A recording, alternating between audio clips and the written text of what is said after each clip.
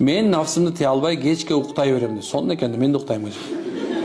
Кечке телефон чукулап, эмне кылсам болот де. Жумушка чык. Бизнес кыл. Башка эмне дейм. Нафсы, уйку бул нафсы тура. Тамак, уйку, аялга эркек, эркек аял. Бул үч нерсе негизги нерсе. Адамдар ушул үч нерсени мындай бир туу тутуп ушун үчүн мушташат, кырылышат.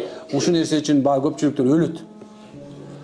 Бирок ушул үч нерсе эң жаманы бул уйку. Уйку биринчи жалкоолук алып келет. Акылдын кемишине алып келет. Анан жалкоолукка алып келет. Ошонун себебинен бул үч нерсе сизди субханалла жок кылат.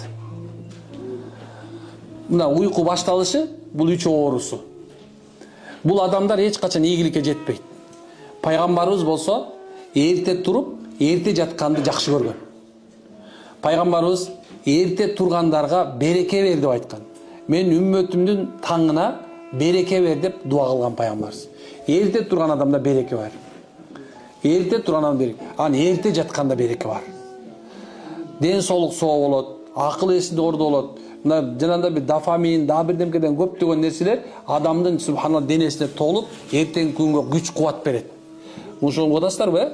Демек, некен ушул нерсенен колдон келсе тыйылыңыздар. Колдон келсе субханалла. Эми мындан кантип чыгабыз десе, мындан кантип чыгабыз десе субханалла, биз айткан сөздү угуңуз азыр. Адам өзү менен өзү күрөшүш керек. Эгерде адам өзү менен өзү күрөшпөсө, ал субхан айбан акыбалга түшүп калат.